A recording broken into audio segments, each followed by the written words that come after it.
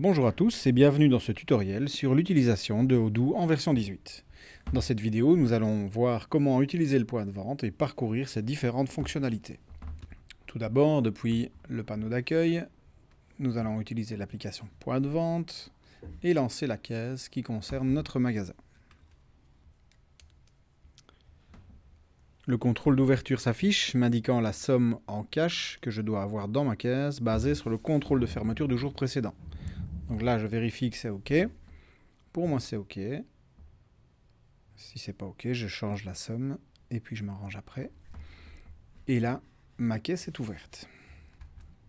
Ici, je vais pouvoir faire une vente directe, sans passer par l'établissement d'un devis. Ça arrivera très rarement, puisqu'on a pris l'habitude de toujours constituer un devis d'abord, au cas où les clients changeraient d'avis et voudraient réfléchir à la solution proposée, etc. Donc si vous encodez les produits directement ici, il ne sera pas possible de basculer sur un devis après, on sera obligé de tout réencoder. Je vous montre quand même, ici en dessous, on retrouve le bouton client qui permet de sélectionner donc un client, le client qui est devant vous bien sûr, et de l'assigner à la vente que vous allez réaliser, ou même de créer directement. Alors vous allez voir que le pop-up, c'est le même que dans Contact, qu'on a vu précédemment. Et donc ici, je vais pouvoir créer mon client et créer sa fiche directement dans mon point de vente sans devoir ressortir, et je reste vraiment dans mon environnement de caisse. Donc ici, je vais ignorer. J'ai choisi un client. Donc je vois le nom de mon client qui s'affiche ici en dessous. Donc c'est bon signe, c'est que ça a fonctionné. Admettons que je me sois trompé de client, je peux cliquer à nouveau et aller sélectionner le bon client ou le rechercher ici. Je ne le trouve pas, mais je sais qu'il est dans ma base de données, donc je fais rechercher plus. Comme ça, je vais chercher les clients qui n'ont pas encore été chargés. Pour info, quand la caisse se charge, quand la caisse s'ouvre, en fait, elle charge absolument toute la base de données en local sur le PC. En cas de coupure d'Internet, on peut continuer à encoder et à travailler. Donc c'est pour ça que ça prend parfois un petit peu de temps et qu'on peut ne pas retrouver immédiatement tous les clients de la base de données. Donc ici, moi, je sélectionne mon client test. Et là, je peux ajouter mes produits de différentes manières. Donc admettons que d'abord, il n'apparaît peut-être pas ici forcément dans les favoris.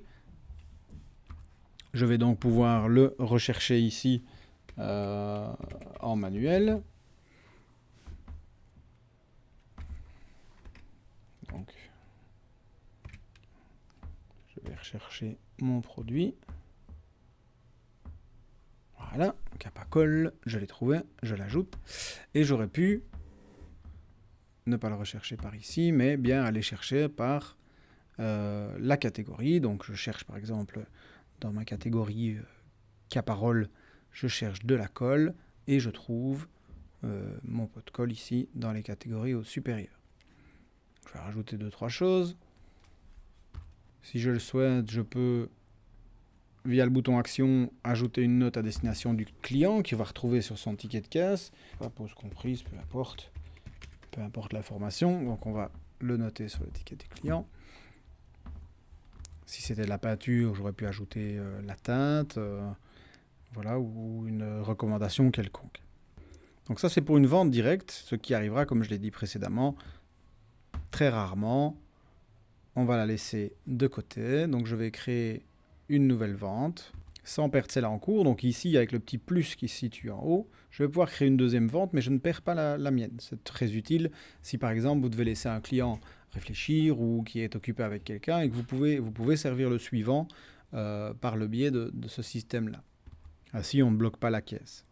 J'ai donc ma nouvelle commande, ma nouvelle vente qui est ouverte, et là, je vais, via le bouton action, aller rechercher mon devis ou ma commande qui a été créée précédemment pour le client. Donc, j'arrive ici dans la liste de tous mes devis, je vais aller reprendre mon devis existant, et je vais pouvoir choisir si le client vient me payer un acompte avec un montant fixe, un pourcentage, ou régler la commande. Dans ce cas-ci, je dis qu'il vient régler la commande. Donc, j'ai bien ce qui restait à facturer. Alors, souvenez-vous, dans le devis précédent, dans l'exemple, dans le tutoriel précédent sur la livraison partielle, c'est le troisième bon de livraison qui me restait à payer. Donc, on peut dire ici que le client vient emporter la marchandise. Donc j'ai mon produit, j'ai mes 10 pièces à 100 €, j'ai ma taxe qui est bien ajoutée. Et je vais donc pouvoir procéder au paiement. On aurait pu également, je vais revenir en arrière, on aurait pu également ici ajouter des produits supplémentaires. Si le client, en plus de sa commande, vient rechercher ou il se dit au dernier moment, tiens, prenez-moi, voilà, je vais prendre un pinceau en plus, on peut l'ajouter directement ici. Gardez quand même en mémoire que si vous ajoutez des choses ici, ça ne va bien évidemment pas s'ajouter au devis qui est lié à ceci. Mais ils resteront tout de même dans l'historique du client puisque son ticket de caisse est dans son historique client. Je clique donc sur paiement. Alors, avant toute chose, savoir si le client a besoin d'une facture, dans quel cas je vais cocher la case facture ici, et je vais donc pouvoir sélectionner le mode de paiement du client. Donc, admettons, il me paye en espèces, je me suis trompé, si je me suis trompé, je ferme avec la petite croix rouge, et je peux sélectionner le bon mode de paiement. Il est possible que le client demande à payer une partie en espèces, une partie en banque contact. Dans ce cas, il faut toujours choisir le banque contact en dernier. Donc disons ici que le client me paye 500 € en liquide et le reste en banque contact. Ben, je vais choisir l'espèce. Je vais rentrer mes 500 €. Donc il met attention, il y a un restant de 710 €. Et donc je sélectionnerai mon banque contact en dernier. Je ne vais pas le faire ici parce que sinon je vais avoir un message d'erreur et ça va planter ma base de données parce que je n'ai pas de banque contact connecté derrière et que je vais avoir une erreur. Mais c'est là que je viendrai appuyer. Maintenant, dans ce cas-ci, dans ce cas de figure, je vais dire que mon client me paye tout en espèces. Comme ça, on va au bout du processus. Donc j'ai ma facture pour mon client. Je vais valider. Je valide le paiement en espèces. Et donc, j'ai bien ma facture qui s'imprime. Le paiement est réussi. Je peux imprimer le reçu complet à destination de mon client. Je peux aussi le vérifier ici dans mon écran de droite. Et je peux l'envoyer tout ça. Donc, facture et ticket de caisse peuvent être envoyés directement à l'adresse email de mon client. Une fois que c'est terminé, j'appuie sur Nouvelle commande et je suis reparti dans mon point de vente pour le client suivant. Voilà pour ce tutoriel. On se retrouve dans la suite.